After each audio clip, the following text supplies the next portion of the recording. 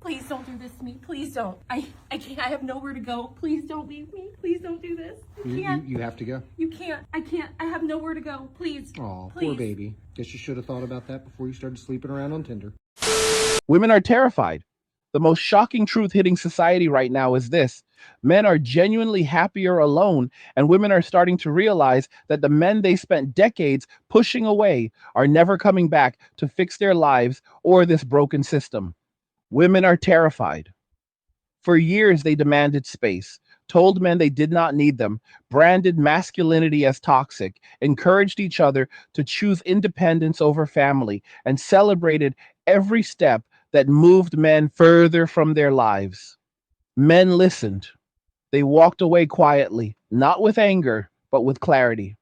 They left the bars, the cafes, the gyms, the offices, and the dating apps where they once tried endlessly to prove their worth. Now they stay home, build their own peace, stack their money for themselves, invest in their health, enjoy simple luxuries, play games, train their dogs, read, lift, and breathe without the constant weight of criticism or expectation. And the data is undeniable in the quiet stories spreading everywhere.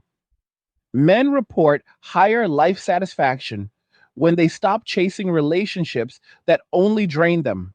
Women see this shift and panic sets in because the negotiation power they once held through attention, sex, and the promise of family has evaporated. When men prefer solitude over partnership, the entire leverage women thought they had disappears. That is why the tone has changed so fast from dismissal to desperation. Stay until the end, because what I'm about to lay out shows exactly why this moment is permanent and why no amount of apologies, shaming, or sudden rediscovery of traditional values will reverse it. Men did not wake up one day deciding to hate women. They reached exhaustion after decades of being told they were defective simply for existing as men. From childhood, boys are taught to suppress natural instincts, to apologize for their energy, to provide without complaint, to lead while being critiqued for every decision, to earn more while hearing that their earnings are not enough, to protect while being labeled controlling, and to commit while facing the constant threat of being replaced. Society rewarded women for demanding more while punishing men for asking for basic respect in return. Feminism spent 50 years framing men as oppressors, masculinity as poison, and family roles as chains. Yet when the bill came due in the form of inflation, housing unaffordability, job displacement through automation, and the harsh reality that dual incomes barely cover basics for many, the same voices that cheered independence began looking around for rescue. The state will not save them, corporations will not save them. And the men they spent years rejecting have already calculated that solitude delivers far more peace than any relationship ever did. Look at the pattern clearly. Women post videos claiming they are thriving alone, flaunting their apartments, their travel, their freedom. But the undercurrent is loneliness masked as empowerment. They shame single men as losers, call them incels for refusing to play a game rigged against them, redefine masculinity as submission to female control, and insist that real men chase regardless of treatment. Yet those same women scroll through empty inboxes, see no matches that meet impossible standards, watch their savings shrink against rising rent, and realize that the strong, independent narrative sold to them does not pay the bills when AI replaces entry level jobs faster than anyone predicted, and when grocery prices double while wages stagnate. The illusion cracks when reality demands a provider and protector. And the only candidates left are the ones who already walked away. Men are not angry, they are indifferent. Apathy is the strongest position because it requires zero emotional investment. When a man realizes that his peace is worth more than any drama, validation, or temporary affection, he stops negotiating. That is where we are now. The shift started small but accelerated rapidly. First, men stopped cold approaching in public because every hello risked being recorded, posted, mocked, or turned into a harassment claim. Gyms became silent zones where eye contact could end a membership. Clubs turned into places where men paid cover charges only to stand ignored or insulted. Dating apps became pay-to-play casinos where women received endless options and men received silence or low-effort replies. Men adapted by removing themselves from the equation entirely.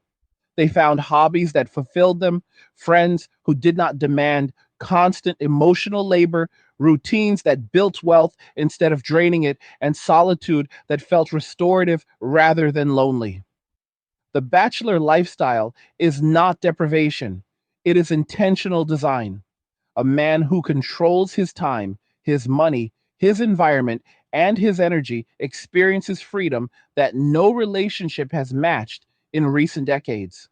Women sense this, and the panic grows because they finally understand that men can be content without them, and that contentment is spreading like wildfire among younger men who see older generations as cautionary tales. Women spent years celebrating girl power while simultaneously complaining that men were not stepping up. They wanted equality until equality meant paying half the bills. Then they wanted tradition back when tradition meant men paying everything. They wanted freedom until freedom meant facing the night alone with no one to call. They wanted to redefine the rules until the rules left them outside the game. Now the consequences arrive in waves. Rent eats half their paycheck. Food costs more than ever. Jobs that once offered stability vanish to algorithms. Social circles shrink as friends pair off or move away. Biological clocks tick louder in a culture that told them 35 was the new 25. And through it all, the men they once dismissed are posting gym progress, travel photos, new purchases, calm faces, and captions about finally living for themselves. That contrast hurts. It exposes the lie that independence was ever going to be enough when the world grew colder and more expensive. Men are not coming back because the cost benefit analysis no longer favors return.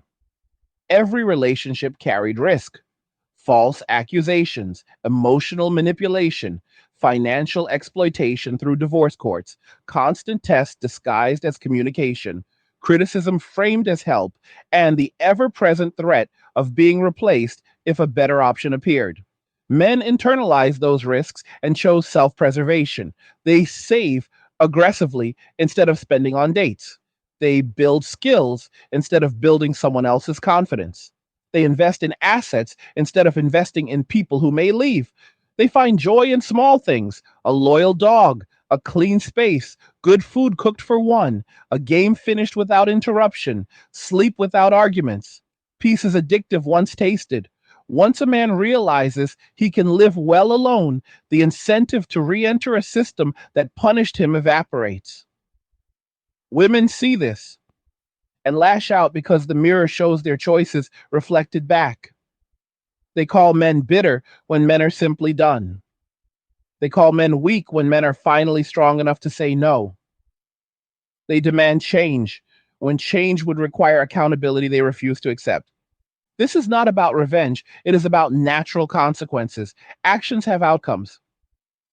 When society spent half a century telling men their natural roles were obsolete, men adapted by making themselves obsolete to that society. When women embraced hypergamy while shaming male standards, men lowered their investment to zero. When laws tilted heavily toward female advantage in family courts, men stopped signing marriage contracts. When culture glorified single motherhood while demonizing fatherhood, men stopped fathering outside secure bonds. The pieces fit together into a clear picture. Men walked away because staying was no longer rational. And rationality wins over emotion every time in the long run. Women are now facing the hard truth that negotiation from a position of weakness rarely succeeds. When men prefer solitude to partnership, the leverage vanishes. Apologies arrive too late because trust was eroded over decades. Promises of change ring hollow because patterns were consistent for too long. Demands for rescue feel entitled because the same voices once said rescue was patriarchal oppression. Men hear the shift in tone and recognize it as tactical rather than genuine. They stay in their peace because it is real, earned, and sustainable. Women face a future where economic hardship hits harder without a partner to share the load, where loneliness compounds as social options narrow, and where the state offers no real safety net. That is the reality unfolding. Men are not gloating, they are simply living. The intensity of this moment comes from its permanence. Younger generations of boys watch older men thrive in solitude and learn early that the game is optional. They see fathers, uncles, brothers, and friends choose single life and report higher happiness. They see viral content of women regretting past choices and understand cause and effect. They opt out before ever opting in. The cycle accelerates. Women who once held all the cards now hold none because the table emptied. Men did not burn the table. They simply left the room and locked the door behind them. This shift reshapes everything. Economies built on dual income households falter when one half withdraws. Birth rates plummet when men refuse to father under unstable conditions. Social cohesion weakens when half the population disengages from the mating dance.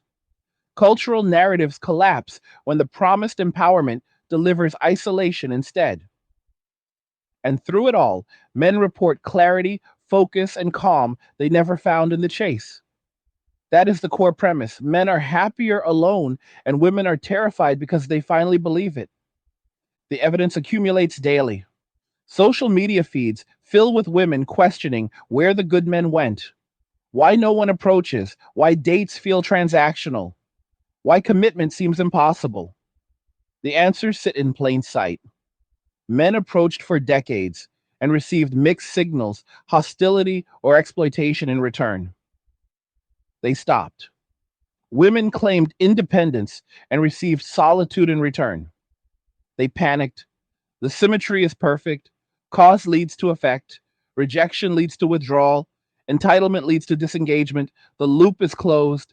Men now prioritize self.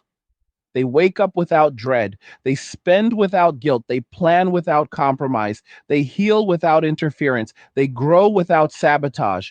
Solitude becomes strength when it is chosen rather than imposed. That choice defines the era. Women sense the finality and scramble for solutions that no longer exist. Men watch from a distance, unmoved, because their world improved the moment they stopped participating in the old one. This is the moment history records as the turning point. Not a war, not a crash, but a quiet exodus. Men walked away, found peace, and refused to return. Women face the consequences alone. The script is written. The ending is clear, and that is why this conversation matters now more than ever. The realization spread slowly at first, like cracks forming in thick ice under steady pressure. But once those cracks connect, the entire surface gives way without warning. Women who once posted confidently about how they did not need a man now find their feeds filled with quiet confessions from friends and private messages, admissions that the freedom feels heavier than expected, that the nights stretch longer without someone to share even the mundane details of the day, that the apartment once celebrated as a personal kingdom now echoes with a silence that no amount of playlists or scented candles can fill. They scroll past men's content showing disciplined routines, early mornings at the gym, followed by focused work, evenings spent reading or gaming or simply resting without the obligation to entertain or perform emotional labor, and the contrast becomes impossible to ignore. Those men look rested. Their eyes carry no desperation. Their smiles appear genuine rather than forced for the camera. The absence of performative masculinity, the kind that used to involve peacocking for female approval, has been replaced by a calm self assurance that comes from knowing the approval is no longer required. This shift terrifies because it signals the end of a long standing dynamic where women's attention held intrinsic value, where withholding it could punish and granting it could reward. When men stop seeking that attention, the currency collapses. Women discover that their most powerful tool, the ability to grant or deny validation, loses potency when the recipients have already found validation elsewhere, primarily within themselves. Economic pressures accelerate the panic. Inflation continues its relentless climb, turning once affordable staples into luxuries that require careful budgeting, even for those with decent salaries. Rent in major cities devours 60 to 70% of take home pay for single women in their late 20s and 30s, leaving little room for savings, travel, or the lifestyle once promised by the independence narrative. Jobs that women flooded into during the push for equality, particularly in administrative, service, retail, and entry level professional sectors, face the fastest automation rates as artificial intelligence handles scheduling, customer service queries, data entry, basic analysis, and even creative drafting with increasing competence. Companies trim headcounts quietly, citing efficiency, and the displaced workers discover that the gig economy offers inconsistent income that barely covers basics, let alone builds security. Meanwhile, men who walked away from corporate ladders years earlier often pivoted to trades, remote freelance work, entrepreneurship, or simply living on less while investing the difference, creating buffers that protect them from these shocks. The irony stings sharply. The same women who championed dismantling traditional provider roles now face the harsh mathematics of a world where dual incomes once masked rising costs and single incomes expose them fully. They look for partners who can help shoulder the burden, but the pool has shrunk dramatically because the men capable of providing have already decided that providing for themselves yields higher returns with zero risk of betrayal, false accusations, or asset division through courts that still favor one side disproportionately. Men articulate this calculation openly in spaces they control, away from mainstream moderation. They explained that after years of being told they were disposable, replaceable, toxic by default, they internalized the message and acted accordingly. If masculinity equals oppression, then opting out of masculine roles becomes liberation. If commitment equals risk without reward, then avoiding commitment becomes wisdom. If emotional labor flows only one direction, then refusing to provide it becomes self respect. These are not angry rants delivered with clenched fists. They come across as calm observations delivered by men who have done the arithmetic and found solitude winning every time. Younger men absorb these lessons before they ever enter the dating market seriously. Teenage boys watch their older brothers or cousins or online mentors choose single life and report sustained happiness, free from the cycles of hope, disappointment, ghosting, and financial drain that defined previous generations. They see the statistics on suicide rates, homelessness, workplace fatalities, custody losses, and alimony burdens, and they decide early that participation carries unacceptable downside. The result compounds. Each year, fewer men enter the traditional provider protector pipeline, leaving women to compete for an ever diminishing share of willing participants. The panic manifests in increasingly desperate attempts to reframe the narrative, from calling single men immature to insisting that real masculinity requires vulnerability and submission, to promoting polyamory or situationships as progressive, while quietly longing for monogamous stability that no longer exists on demand. The loneliness epidemic hits women harder in this new landscape because their social strategies relied heavily on relational capital.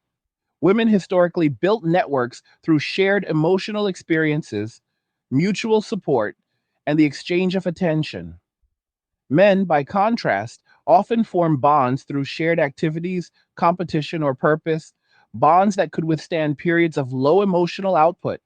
When men withdraw from mixed gender spaces entirely, women's networks lose the stabilizing presence of male perspectives, humor, protection, and practical problem solving that once balanced the dynamic.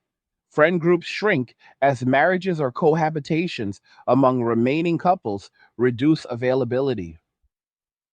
Dating becomes a minefield where every interaction carries the risk of misinterpretation or public shaming. Public spaces lose their former energy because men no longer circulate through them seeking connection. The result is a feedback loop of isolation. Women post about wanting meaningful conversation only to receive superficial replies or silence. They attend events hoping to meet someone grounded only to find mostly other women or men who have already checked out mentally. Hey guys, in a world pushing you to own nothing and be happy, crypto is your key to survival. Join Angry's Crypto Academy to master buying, selling, and trading crypto. Make huge profits and safeguard your wealth. Plus, discover the one crypto virtually no one is talking about, poised to create new millionaires in the upcoming bull run. The link is in the description of the video below. Go check it out now. The cultural conversation shifts from empowerment to bewilderment. Where are the men, they ask, in comment sections and late night group chats? The answer sits plainly in front of them. The men are at home, content, unbothered, building lives that do not require female participation to feel complete. This contentment stems from a rediscovery of agency that society once discouraged in men.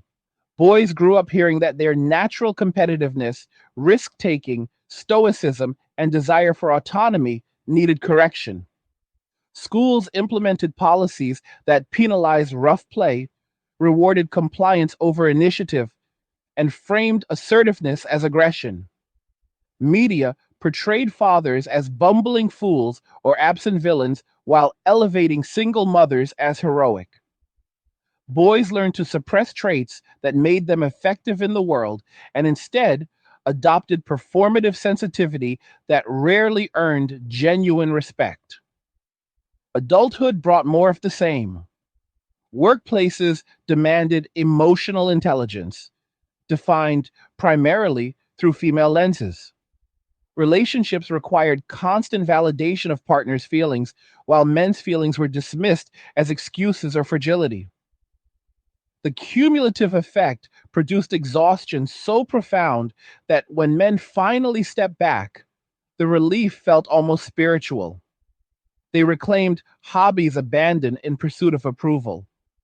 They pursued fitness for health rather than aesthetics designed to attract. They read books that interested them rather than ones recommended to appear cultured.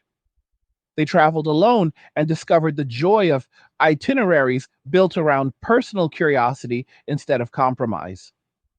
They cooked meals tailored to their tastes without concern for presentation or dietary restrictions imposed by others. These small acts of sovereignty accumulate into a lifestyle that feels luxurious precisely because it belongs entirely to them. Women observe this transformation from the outside and struggle to process it. The men they once dismissed as beneath them now appear unreachable, not because they became arrogant, but because they became self sufficient. The pedestal women assumed they occupied has vanished because men stopped looking up. Attempts to shame men back into participation backfire spectacularly. Calling a man who chooses solitude an incel only reinforces his decision when he sees that the label carries no weight in his actual life. Accusing him of fear of commitment ignores the fact that he fears nothing except repeating past patterns of exploitation. Labeling his happiness as selfishness overlooks the reality that self preservation is the foundation of any healthy interaction. The shaming tactics that once worked relied on men's desire for female approval. When that desire evaporates, the tactics lose all force. Women then pivot to nostalgia, posting throwback photos of better times or lamenting the death of chivalry. But nostalgia cannot compel action from men who associate those better times with personal sacrifice and little reciprocation. The broader societal implications unfold steadily. Declining marriage rates accelerate as men view the institution as a high stakes gamble with loaded dice. Birth rates continue their historic drop because fatherhood outside ironclad commitment appears irrational. Economies adjust painfully to fewer dual income households and lower consumer spending on dating, weddings, children, and family oriented goods. Real estate markets in urban centers soften as single men opt for smaller, paid off spaces or rural relocations that offer tranquility and lower costs. Mental health statistics improve for men while worsening for women as the protective factors of partnership disappear. Governments scramble to address demographic collapse through incentives that miss the root cause. Policies designed to encourage family formation ignore the fundamental shift in male priorities. No tax credit or parental leave expansion can compete with the peace of a life unburdened by relational risk. The conversation remains polite on the surface, but underneath runs a current of irreversible change. Men have tasted freedom from expectation and found it superior to any alternative offered. This freedom manifests in countless small ways that collectively redefine male existence. A man wakes without an alarm set to someone else's schedule. He eats breakfast slowly, savoring flavors instead of rushing to accommodate another's preferences. He trains at the gym during off peak hours, focusing entirely on his progress rather than glancing around for approval. He works on projects that interest him without justifying their value to a partner. He ends the day with leisure chosen purely for enjoyment, whether that means watching documentaries, playing strategy games, walking his dog under streetlights, or simply sitting in silence with his thoughts. These moments, once interrupted by demands or criticism, now belong to him alone. The cumulative effect rebuilds confidence eroded over decades. He speaks less because he no longer needs to fill space or prove worth. He listens more selectively because his attention holds higher value. He sets boundaries without apology because he understands that peace requires protection. Women who encounter this version of men often describe them as cold or distant, failing to recognize that the distance is not hostility, but the natural result of no longer needing proximity to feel whole. The panic among women reaches its peak when they confront the generational transmission of this mindset. Mothers who raised sons under the old paradigm watch those sons reject every lesson about pleasing women, providing endlessly, tolerating disrespect in the name of love. Those sons cite their mother's own experiences as evidence that the bargain never worked equitably. They point to divorces that left fathers financially ruined, to grandfathers who worked themselves to exhaustion for families that later discarded them, to uncles who stayed in miserable marriages to avoid losing their children. The younger generation sees no incentive to repeat those patterns. They choose mentorship from men who escaped the cycle rather than from institutions that perpetuated it. Online communities form around shared values of self reliance, minimalism, discipline, and detachment from societal scripts. These communities grow because they offer what mainstream culture no longer provides: permission for men to prioritize themselves without guilt. Women sensed this parallel society forming outside their influence and realized that access requires fundamental change on their part, change that many resist because it demands accountability for past behavior. Accountability remains the missing piece.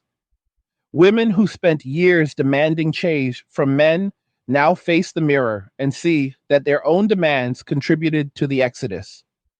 The slogans of empowerment masked deeper insecurities about dependence. The celebration of independence concealed fear of vulnerability. The rejection of traditional roles hid anxiety about losing control. When the consequences arrive, the instinct is to blame rather than reflect. Men become the villains in narratives that once cast them as necessary but flawed.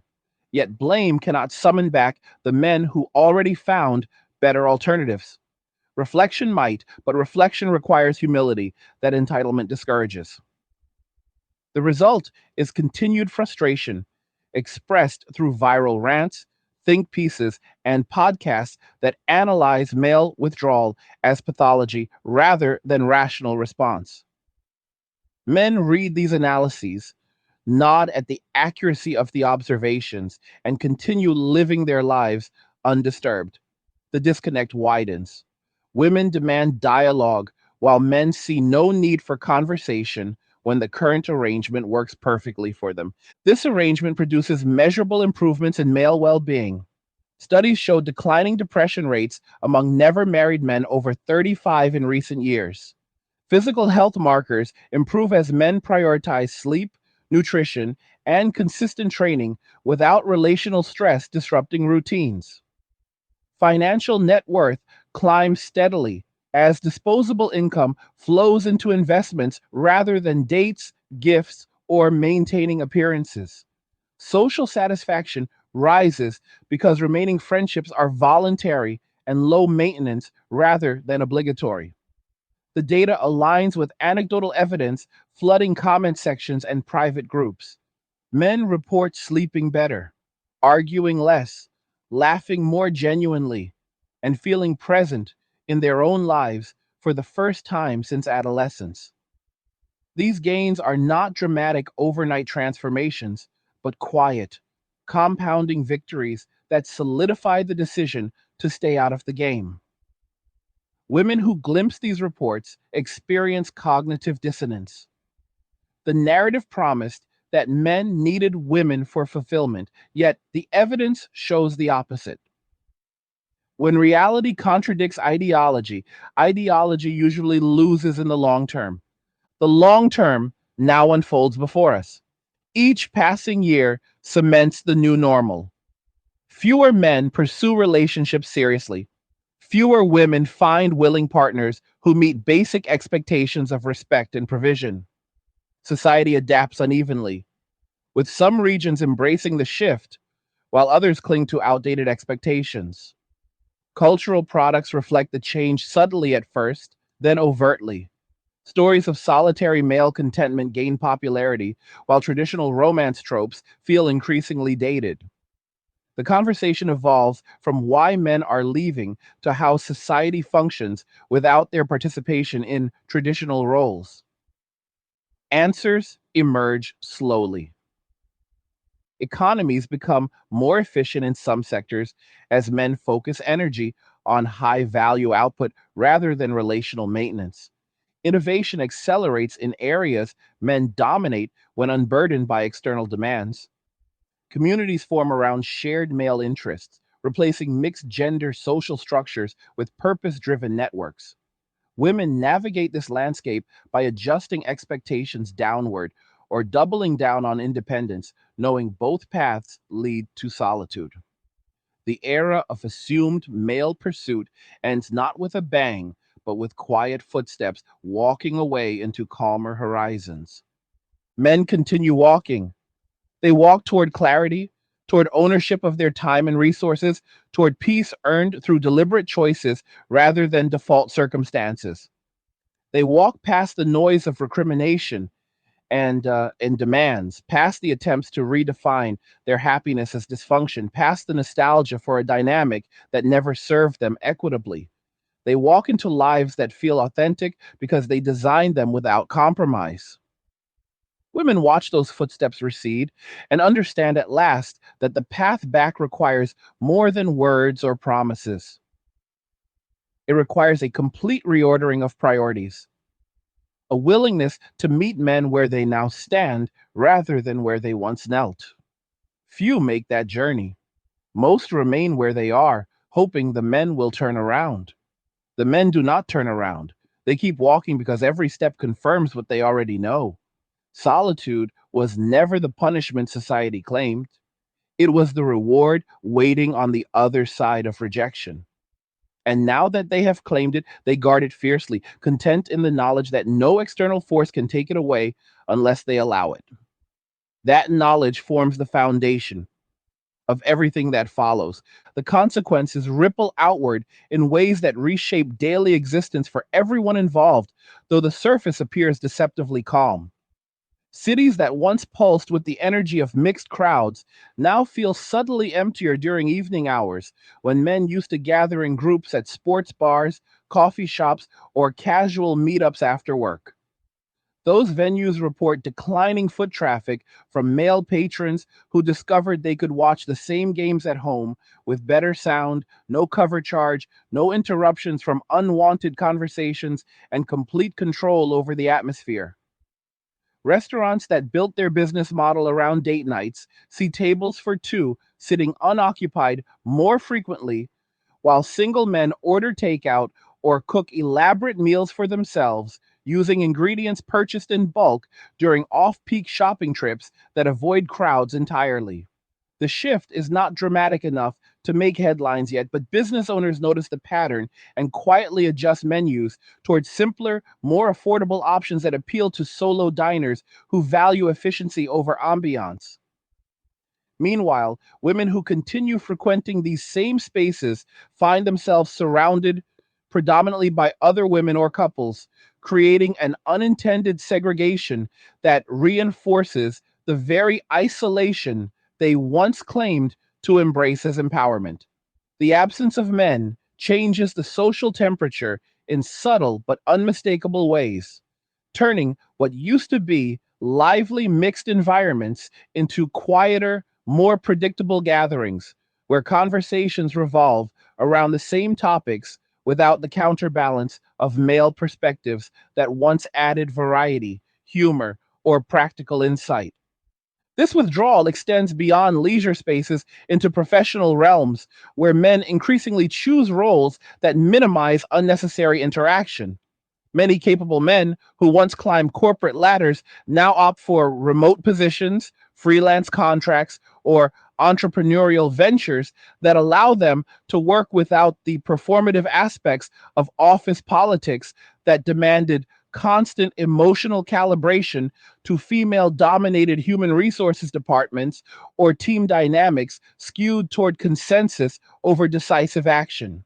They report higher productivity when freed from meetings that served more as status displays than problem solving sessions, from dress codes that signaled conformity rather than competence, and from diversity initiatives that sometimes framed their natural communication styles as problematic.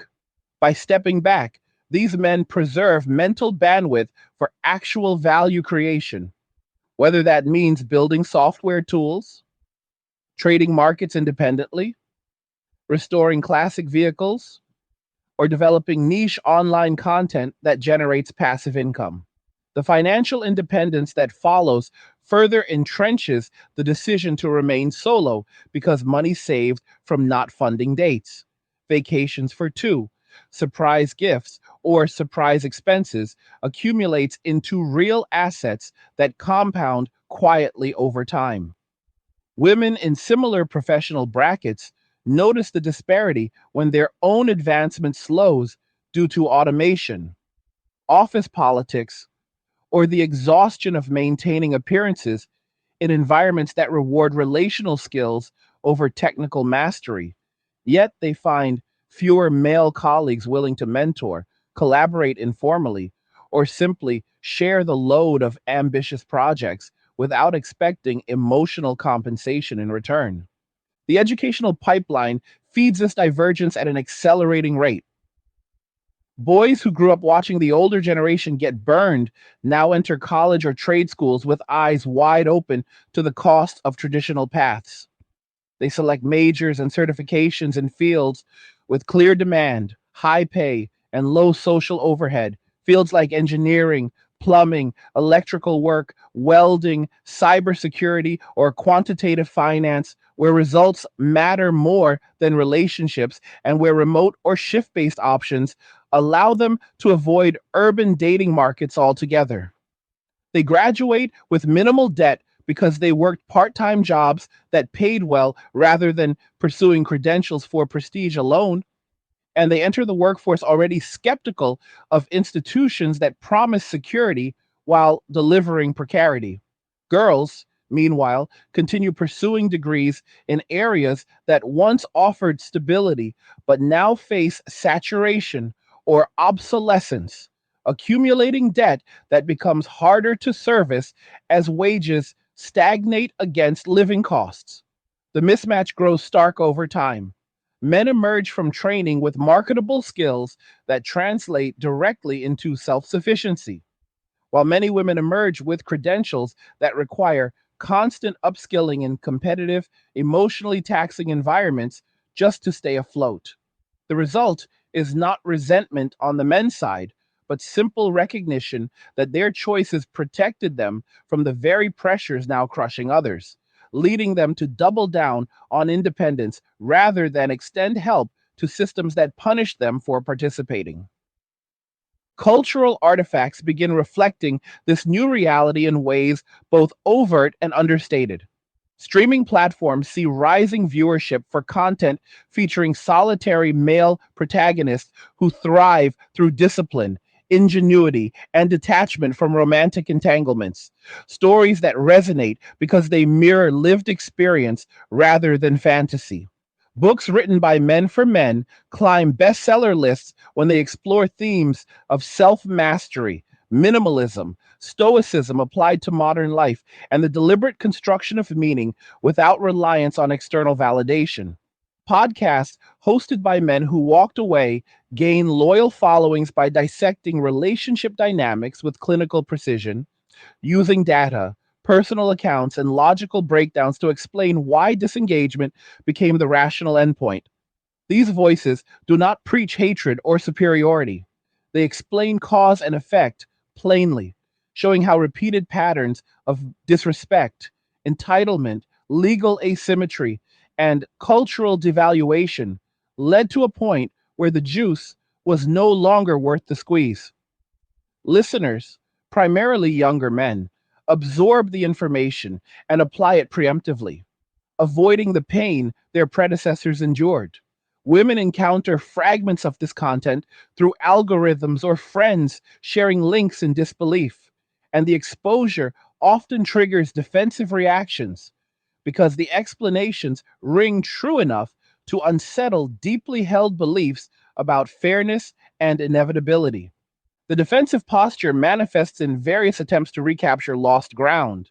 Some women launch campaigns to revive chivalry through viral challenges or opinion pieces arguing that men have forgotten how to treat women properly, conveniently omitting the decades when treating women properly meant accepting diminishing returns on investment.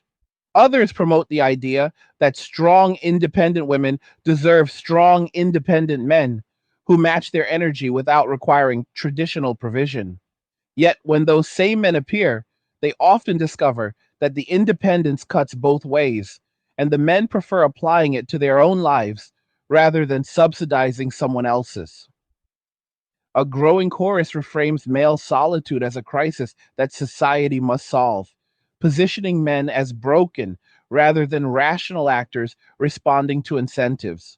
Mental health experts appear on panels discussing the male loneliness epidemic while carefully avoiding the parallel and arguably more acute isolation affecting women who once counted on male attention as a default resource. The discourse becomes circular because acknowledging male rationality would require conceding that female choices contributed to the outcome, and concession remains politically and personally difficult when the narrative has been built on victimhood and moral superiority for so long. Meanwhile, men continue refining their systems. They experiment with different living arrangements, from van life conversions that offer mobility and low overhead to small rural properties purchased with cash saved over years of frugal living.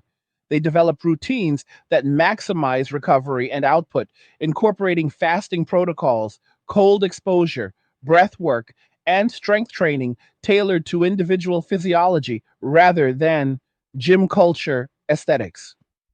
They curate digital environments that filter out negativity, curating feeds filled with technical tutorials, nature documentaries, historical deep dives, and engineering breakdowns that stimulate curiosity without demanding emotional participation. They form loose affiliations with like minded men through shared interests rather than obligatory brotherhoods, meeting occasionally for hikes, shooting ranges, or collaborative projects without the pressure of constant availability.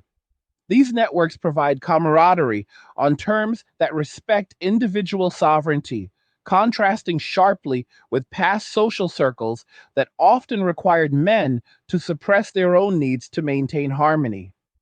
The cumulative effect is a lifestyle that feels sustainable indefinitely because every element serves the man living it rather than extracting from him. Women navigating this altered landscape encounter barriers at every turn. Social events designed to facilitate connections now skew heavily female, creating echo chambers where frustrations amplify without resolution. Dating platforms adjust algorithms in attempts to rebalance ratios, but the underlying math remains unchanged when men log in sporadically or delete accounts entirely after experiencing the same patterns of low effort engagement or outright hostility. Public approaches become virtually non existent because the risk reward equation tipped irreversibly toward risk. Even casual friendships between genders grow strained as men withdraw from mixed spaces to avoid misinterpretation or drama. The result is a generation of women facing midlife with fewer organic opportunities for partnership than any previous cohort, compounded by economic headwinds that make solo living increasingly precarious. They express bewilderment in private conversations and anonymous forums, wondering aloud how the script flipped so completely and so quickly. The answer lies in the arithmetic of human behavior. When costs exceed benefits consistently over time, participation drops to near zero. When zero participation becomes the norm, the system that depended on it collapses under its own weight. This collapse manifests most clearly in demographic statistics that policymakers can no longer ignore. Marriage rates hover at historic lows. First births shift later and later, often occurring outside stable partnerships when they occur at all. Homeownership among young adults declines as single women struggle to qualify for mortgages on single incomes, while single men increasingly purchase properties outright after years of aggressive saving. Life expectancy gaps narrow in unexpected ways as men's health improves through consistent self-care, while women suffers from chronic stress related to financial insecurity and social disconnection. Governments respond with patchwork solutions, expanding welfare programs, subsidizing childcare, offering tax breaks for families.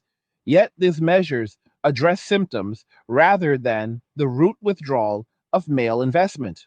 Incentives cannot compete with intrinsic peace once a man internalizes that his well being improves dramatically without relational overhead. The policy conversation remains stuck in outdated frameworks that assume men will always pursue women and family if given the right nudges, failing to grapple with the reality that many men now view those pursuits as optional luxuries rather than necessities. The philosophical underpinning of this shift deserves attention because it represents a profound reorientation of values. For centuries, Western culture tied male worth to provision, protection, and procreation within socially sanctioned structures. Men accepted those terms because the rewards, though uneven, included status, companionship, legacy, and sexual access within boundaries considered acceptable. When those rewards eroded through cultural, legal, and economic changes, men reevaluated the contract. They discovered that status could come from mastery of skills rather than approval from women. Companionship could come from selective friendships rather than obligatory partnerships.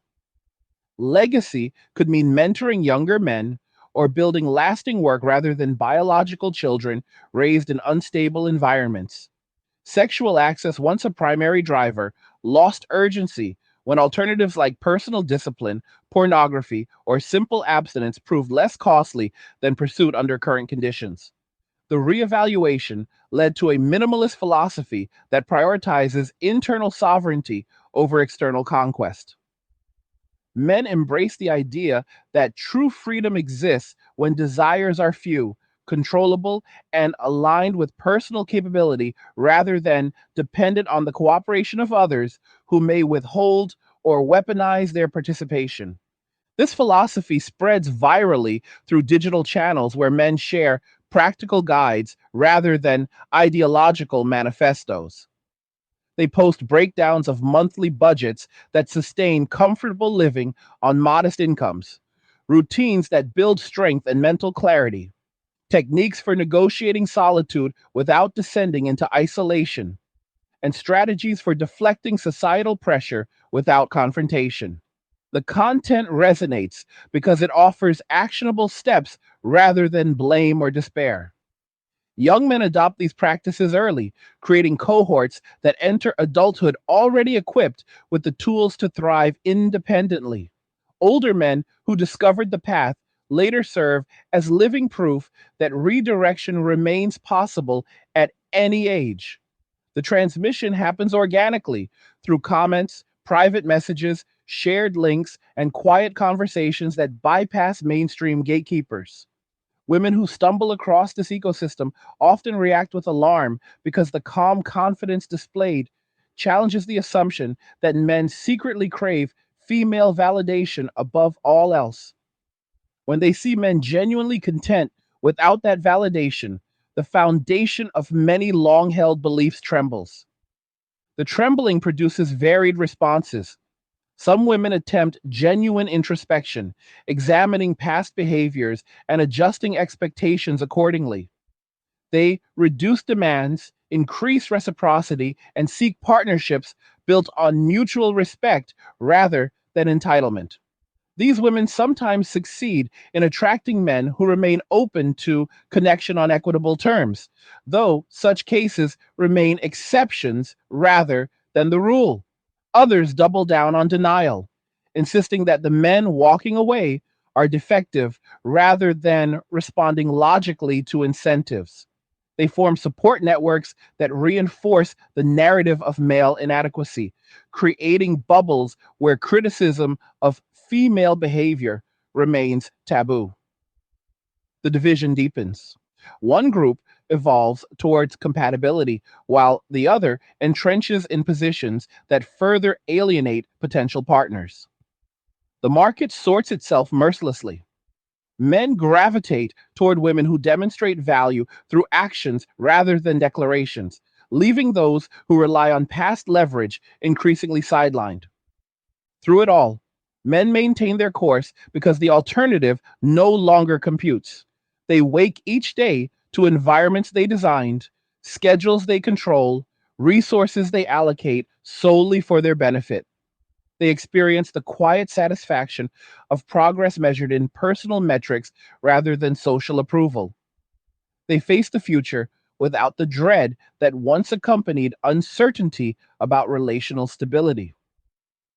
They understand that peace, once achieved, becomes the highest priority because losing it would mean returning to a state they now recognize as unnecessary suffering. That recognition forms an unbreakable boundary. No appeal to tradition, no promise of reformed behavior, no societal guilt trip can breach it when the man on the other side knows from direct experience that solitude delivers more consistent happiness than participation ever did. The boundary holds firm. The walking continues. And society learns, slowly and unevenly, to function in a world where half its members have chosen to redefine their place entirely on their own terms. The detachment deepens into something structural, embedding itself into the infrastructure of everyday decisions that once assumed mutual participation from both sexes. Men now approach major life purchases with a calculator mindset that excludes relational contingencies entirely. They buy homes sized for one person, often condos or small houses in quieter suburbs or rural pockets where property taxes stay manageable and neighbors keep to themselves. Properties chosen for low maintenance, good insulation, natural light for home offices, and proximity to trails or gyms rather than school districts or family friendly amenities. Mortgage payments become fixed costs that feel liberating because no one else contributes opinions about decor, location, or future resale value. Furniture selections follow the same logic, prioritizing ergonomic chairs for long work sessions, durable sofas built for solo lounging, kitchen setups optimized for efficient meal prep without entertaining, and storage solutions that maximize personal gear rather than guest accommodations. Cars shift toward practical reliability over status signaling, with many men choosing trucks for utility projects, electric vehicles for cost savings on fuel and maintenance, or motorcycles for the pure freedom of solo rides on open roads at dawn. Insurance policies drop coverage for additional drivers or family riders. Premiums decrease accordingly, and the savings roll straight into brokerage accounts or emergency funds that grow untouched by joint expenses. These choices compound quietly, creating financial trajectories that diverge sharply from those of women who still budget with the lingering hope that a partner might eventually share the load, only to discover that the load remains entirely theirs while costs continue rising unchecked. Health decisions reflect the same inward turn. Men invest time in understanding their own physiology through blood work panels ordered independently, tracking biomarkers like testosterone, cortisol, fasting insulin, vitamin D, and inflammatory markers with apps that log trends over years rather than reacting to crises after they arrive. They experiment with supplementation protocols based on peer reviewed studies rather than influencer endorsements, adjusting dosages for sleep quality, recovery speed, mood stability, and cognitive sharpness without needing to justify the expense or schedule to anyone else. Training programs evolve into personalized hybrids of strength, mobility, and cardiovascular work scheduled around natural energy cycles instead of gym hours dictated by social expectations or partner availability. Recovery becomes sacred, with deliberate rest days, sauna sessions, cold plunges, and meditation practices that clear mental clutter accumulated from decades of external demands. Sleep hygiene turns meticulous, blackout curtains, consistent bedtimes, no screens after dark, weighted blankets, and temperature controlled rooms engineered for deep restoration because uninterrupted rest translates directly into sustained performance across all domains. Women who attempt similar optimization often face additional layers of complexity, from societal pressure to maintain certain aesthetic standards that require more time and money to hormonal fluctuations that demand nuanced tracking, all while carrying the mental load of wondering whether the effort will ever attract the kind of partner who values it rather than resenting the discipline it requires. Nutrition patterns shift in parallel. Men cook in batches on Sundays, preparing high protein meals that fuel performance without elaborate presentation, using simple seasonings, quality meats, fresh vegetables, and healthy fats sourced from bulk suppliers or local butchers who offer better pricing for cash purchases. Meal timing aligns with intermittent fasting windows that enhance mental clarity and fat oxidation, Breakfast often delayed until mid morning or skipped entirely in favor of black coffee and a walk.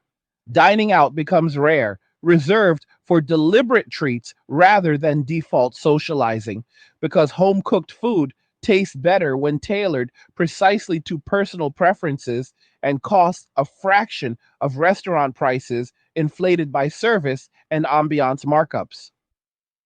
Grocery runs turn strategic, timed for lowest crowds, focused on perimeter aisles where real food lives, avoiding processed sections entirely.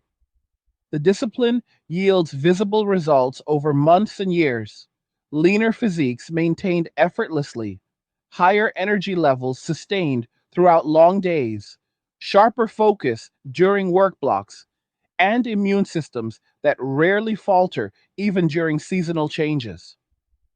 Men share these protocols in private channels, exchanging recipes, macro breakdowns, and sourcing tips that keep the lifestyle affordable and replicable. Women attempting parallel changes frequently encounter sabotage from social expectations that equate elaborate cooking with femininity, or from dating advice insisting that cooking for a man remains a primary way to secure commitment, creating a paradox where self care gets framed as service rather than sovereignty. Leisure time transforms from filler between obligations into a deliberate architecture of fulfillment. Men rediscover pursuits abandoned during the chase years, picking up musical instruments left dusty in closets, learning languages through immersion apps during commutes that no longer exist because work happens from home offices, building scale models of historical ships or aircraft with precision tools that demand patience and focus. They hike solo trails at sunrise when trails remain empty except for wildlife, photograph landscapes with cameras upgraded incrementally as savings allow, fish remote streams where cell service disappears and thoughts flow freely without interruption. Gaming evolves from escapism into strategic mastery, with single player titles offering rich narratives and complex systems that reward deep investment without requiring performative multiplayer interactions. Reading lists grow eclectic, philosophy texts that explore meaning without dogma, technical manuals that unlock new skills, historical accounts that reveal patterns repeating across centuries, fiction that examines human nature through characters who face solitude without crumbling. These activities fill evenings with purpose that feels intrinsic rather than compensatory, producing satisfaction that no external relationship has matched in consistency or depth. The absence of compromise means every minute serves the man living it, creating a feedback loop where fulfillment reinforces the decision to keep external demands at zero. Social dynamics among men themselves undergo quiet evolution. Old friendships based on shared complaints about women or obligatory nights out fade naturally as participants realize the conversations no longer serve them. New connections form around mutual respect for boundaries, shared projects like restoring vintage cars in garages or organizing group training sessions at private facilities, or simply trading knowledge about investments, gear, or life hacks without expectation of constant availability. These bonds require minimal emotional maintenance because they rest on reciprocity of value rather than obligation. Men meet infrequently but meaningfully, arriving on time, contributing genuinely, departing without lingering drama.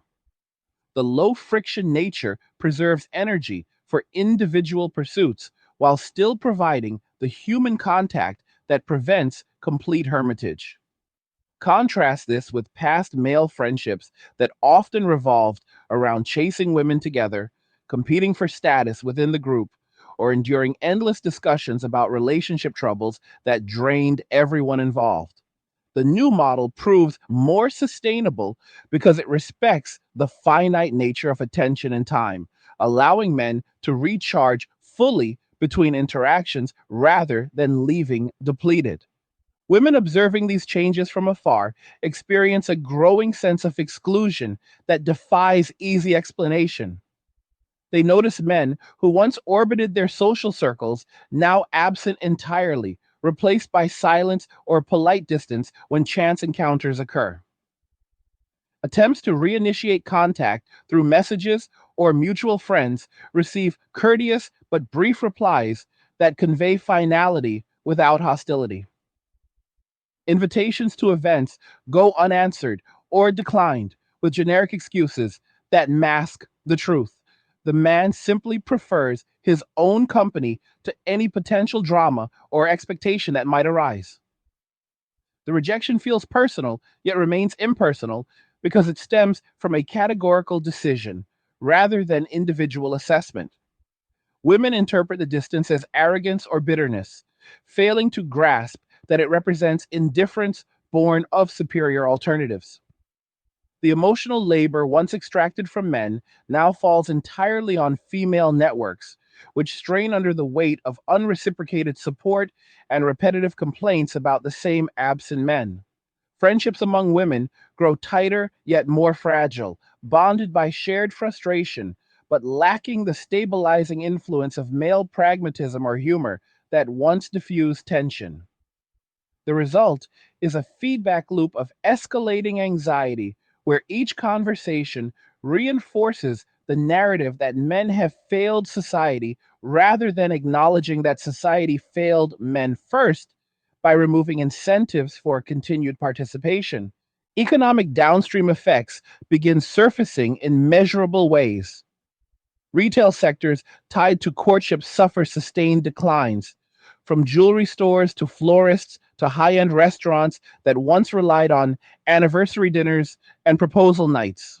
Wedding industry vendors report shrinking order books as fewer couples reach that stage, forcing consolidations, layoffs, and pivots toward non traditional events or micro weddings that barely sustain former revenue levels. Baby product manufacturers face inventory surpluses as birth rates continue dropping below replacement levels in developed nations, prompting strategic retreats from family oriented marketing toward child free lifestyle branding. Housing markets in family heavy suburbs soften while demand rises for compact urban units and rural homesteads suitable for single occupants. Commercial real estate adjusts as co working spaces lose appeal for men who prefer dedicated home offices, while gyms add more private training areas to accommodate the influx of serious lifters avoiding social distractions. These shifts occur gradually enough to escape immediate alarm, but accumulate into structural realignments that force entire industries to rethink assumptions built on perpetual couple formation and family expansion. Policy responses lag because they operate on outdated models of human behavior.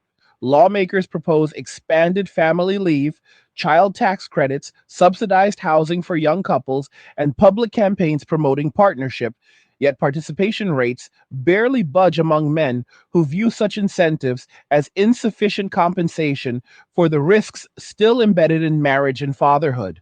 Family courts remain unchanged in their asymmetric outcomes, with asset division, alimony structures, and custody presumptions continuing to favor one party disproportionately, ensuring that the legal environment stays hostile to male commitment.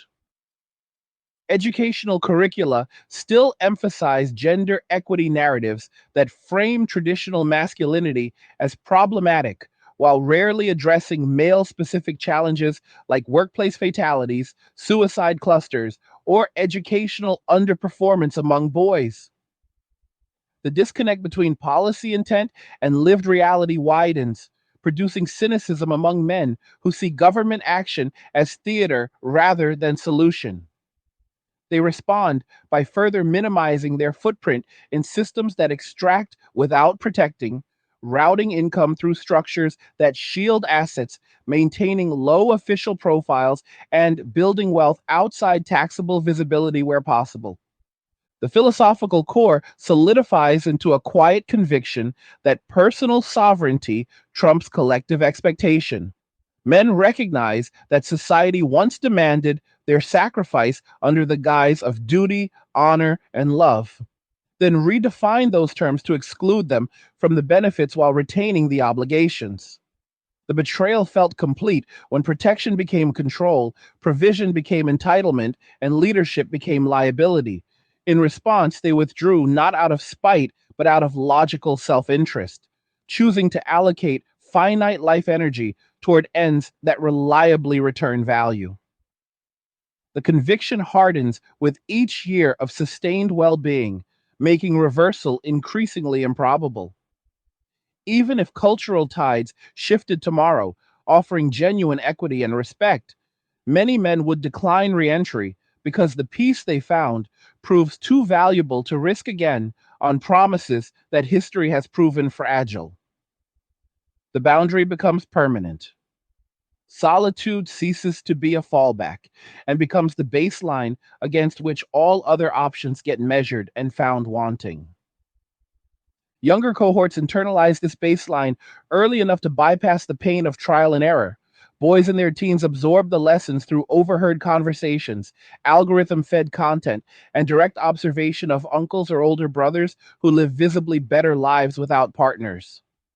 They enter adulthood pre vaccinated against the old scripts, viewing marriage as a historical curiosity rather than destiny, children as optional legacy projects rather than moral imperatives, and women as fellow humans with their own agency rather than sources of necessary fulfillment.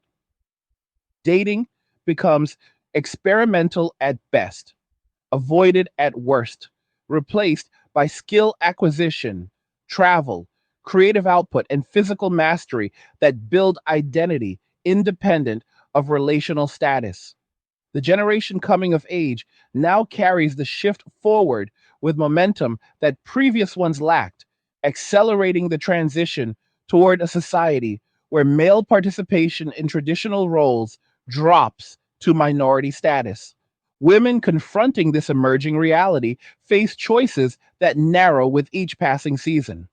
Some adapt by lowering standards, increasing flexibility, and demonstrating tangible value through competence, kindness, and reciprocity, finding limited success with men who remain open to connection under strict conditions of mutual benefit. Others retreat into fortified narratives that externalize responsibility entirely, creating insular communities where criticism of male withdrawal becomes a bonding ritual, and hope for reversal persists despite evidence to the contrary. A middle path emerges for those capable of honest reflection, acknowledging past contributions to the dynamic while working toward personal growth that might attract compatible partners in the future. Success along this path remains rare because it requires confronting uncomfortable truths about entitlement, hypergamy, and the real costs of independence when no fallback provider exists. The market continues sorting without mercy, rewarding those who evolve and sidelining those who refuse. Through every layer of this transformation, men maintain forward motion. They build, refine, protect, and enjoy the architecture of lives designed entirely for themselves. The momentum carries them beyond the point where appeals to duty, nostalgia, or collective good hold any weight. They understand that the peace they guard represents the ultimate achievement in an era that once defined achievement through external conquest and approval. That understanding forms an unassailable core. No external force dislodges it. The walking away completes itself not as an act of destruction, but as an act of creation, building something durable and authentic where obligation once stood. Society learns to navigate the vacuum left behind, adjusting expectations downward, redistributing resources, and redefining normal around the absence of assumed male investment.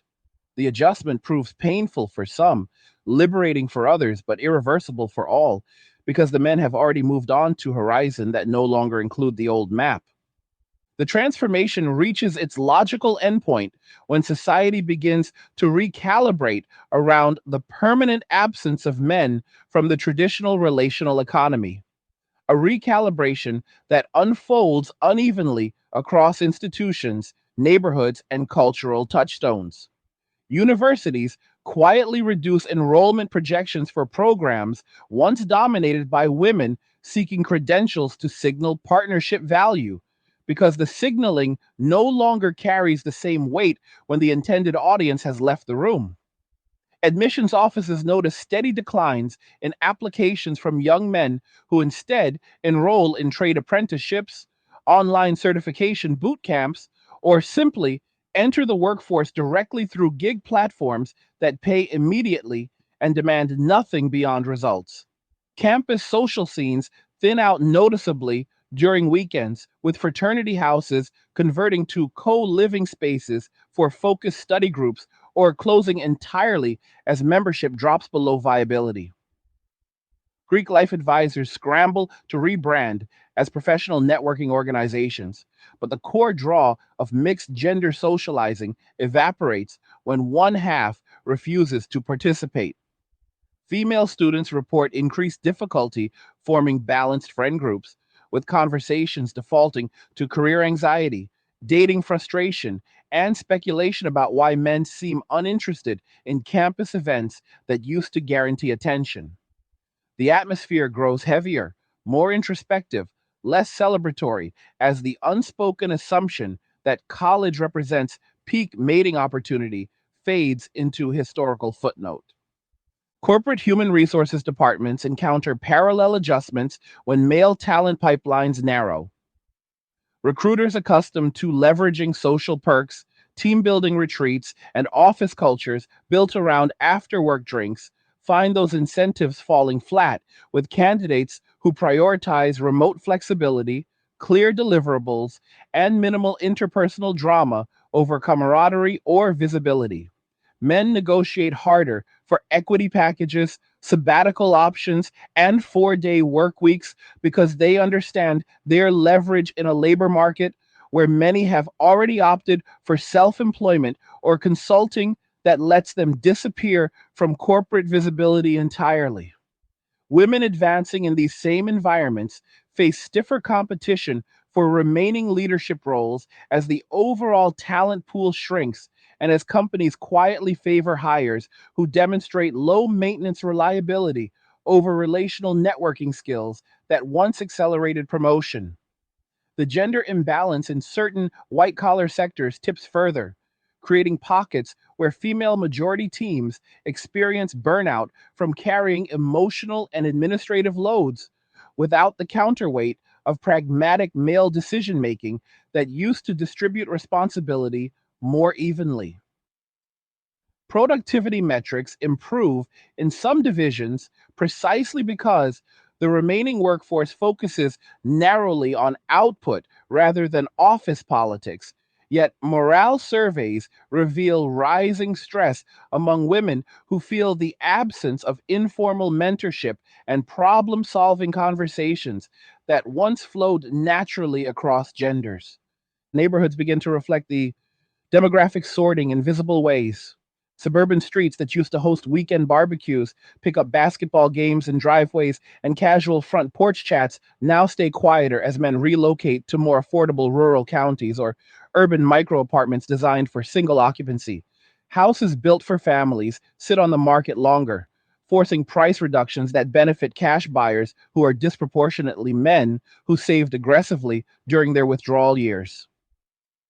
Rural areas see modest influxes of younger men purchasing small plots, installing solar panels, digging wells, and setting up workshops for side hustles that generate income without requiring daily commutes or office politics.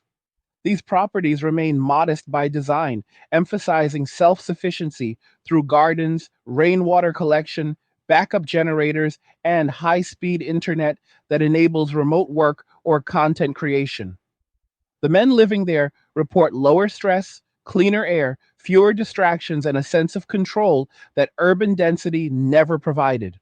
Women who remain in cities or suburbs watch property values stagnate or decline in family oriented zones, while watching male acquaintances thrive in environments that appear austere yet sustainable. Environments that prove that comfort derives from ownership of one's surroundings rather than proximity to social hubs that no longer serve them. Media ecosystems adapt by fragmenting further into parallel universes that rarely intersect. Mainstream outlets continue publishing articles that diagnose male withdrawal as a public health crisis, a masculinity problem, or a symptom of economic inequality, framing solutions around therapy mandates, sensitivity training, or financial incentives for family formation. These pieces gain traction among audiences already convinced that men bear primary responsibility for relational decline, yet they rarely penetrate the digital spaces where men actually congregate. Instead, independent creators build audiences in the hundreds of thousands by producing long form content that dissects incentives, legal asymmetries, cultural double standards, and practical alternatives to partnership without ever descending into vitriol. These creators maintain neutral tones, presenting data points, historical context, and personal experiments in minimalism that viewers can replicate immediately. Comment sections fill with men sharing incremental wins, from paying off debt in 18 months to hitting body weight pull up goals to traveling solo through countries once considered too risky without a companion. The content functions as both blueprint and reinforcement, showing that the path exists, works consistently, and requires no one's permission to follow.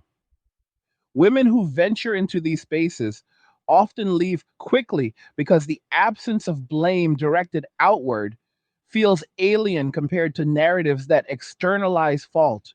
International comparisons begin surfacing as global patterns emerge unevenly.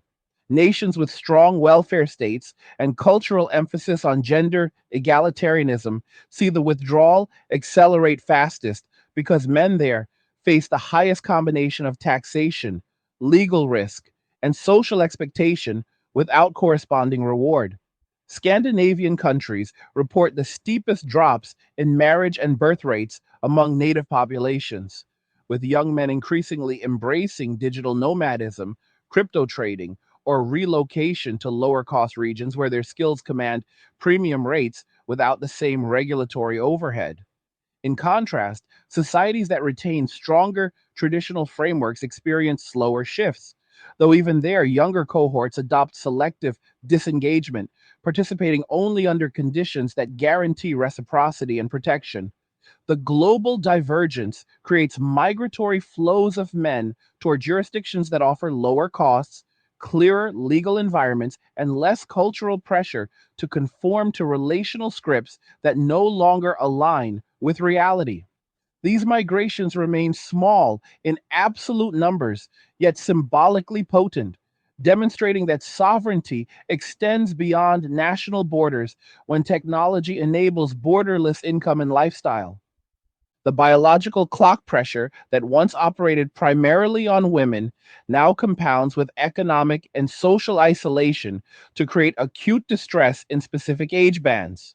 Women entering their mid 30s and 40s without established partnerships face narrowing windows for natural conception. At the same moment that housing affordability, career stability, and social networks shrink simultaneously.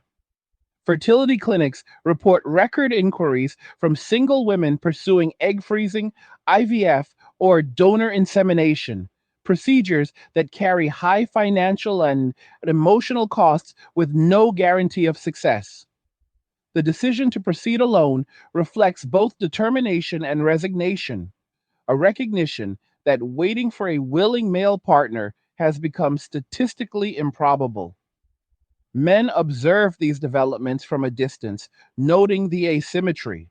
Women retain full reproductive autonomy, while men who might have once partnered face lifelong financial obligations without corresponding parental rights or relational security. The observation reinforces their decision to abstain entirely, as the risk profile remains unacceptable even for those who might otherwise consider family under radically different conditions. Philosophical traditions, once marginal, now gain renewed relevance as men search for frameworks that justify and sustain their choices. Stoicism experiences a renaissance not as self-help cliche, but as practical operating system with daily practices of negative visualization, voluntary discomfort, and focus on what lies within personal control, proving remarkably effective against external chaos. Eastern disciplines like Zen and Taoism attract followers seeking detachment without nihilism, offering methods to observe desires rise and fall without acting on them compulsively. Existentialist thought reemerges through fresh lenses, emphasizing authentic projects over prescribed roles, with men finding meaning in craft, exploration, stewardship of personal domains, and quiet contribution to communities that value competence over sentiment. These traditions converge on a shared insight. Fulfillment arises internally when external dependencies are minimized, a conclusion that aligns perfectly with the lived experience of those who walked away and stayed away. The final settling occurs when society stops expecting reversion and starts designing around permanence. Urban planners incorporate more single occupancy housing units with communal green spaces that encourage low pressure interaction rather than forced socializing. Employers normalize career paths that accommodate long term solo living, offering benefits packages that prioritize individual health savings accounts, flexible scheduling, and professional development, stipends over family oriented perks. Cultural narratives gradually shift from romantic idealism toward stories of self actualization through discipline and independence, with protagonists who achieve mastery in solitude rather than through union. The adjustment proves uncomfortable for those invested in the old model, yet inevitable for those who recognize that human behavior follows incentives more faithfully than ideals. Men reach the far side of this transition carrying no triumphalism, only the steady certainty that comes from having tested a hypothesis against reality and found it confirmed repeatedly. They live days marked by quiet competence, evenings filled with chosen activity, futures shaped by deliberate accumulation rather than reactive compromise. The world continues turning, economies adapt, populations stabilize at lower levels, institutions evolve to serve smaller, more selective social units. The experiment concludes not with victory or defeat, but with clarity. When one group withdraws its investment from a system that consistently devalued it, the system must either reform or shrink. Reform proved too costly for those who benefited from the status quo. Shrinkage became the default outcome. Women who navigate the new landscape successfully do so by embracing parallel sovereignty, building lives that stand complete on their own terms without requiring male participation to feel valid. They cultivate deep expertise in chosen fields, maintain robust physical health through consistent training, surround themselves with women who uplift rather than commiserate, and find purpose in creative output, community service, or personal legacy projects that transcend partnership. Those unable to make the pivot face prolonged difficulty, caught between outdated expectations and emerging realities that offer no easy bridge. The divide sorts populations into those who thrive independently and those who mourn the loss of interdependence without adapting. In the end, the story resolves into simplicity. Men walked away because staying cost more than it returned. They stayed away because returning offered nothing superior to what they built in absence. Society learns to function with fewer assumptions about automatic male provision, protection, and pursuit. The lesson embeds itself slowly but permanently. No group remains obligated to subsidize another indefinitely when the terms turn extractive. When extraction meets withdrawal, equilibrium arrives through separation rather than reconciliation. The separation holds, the peace endures, and the roads that once converged now diverge into separate, self sustaining paths. Shout out to the 1 hour gang for reaching the end of this deep dive. If you're enjoying these Angry Guy breakdowns, show some support by buying me a Red Bull using the link in the description. Tell me in the comments what you think about everything laid out here, whether you agree with the direction society is heading, and share your own observations about how this plays out in real life. Like the video if you like it. Don't forget to subscribe. And if you like the video, share the video. And just remember that all roads lead to MWA, men walking away, and cheers. Nothing says you care like crypto. Nothing can compare. Nothing says you care like crypto. Oh, nothing can compare to crypto.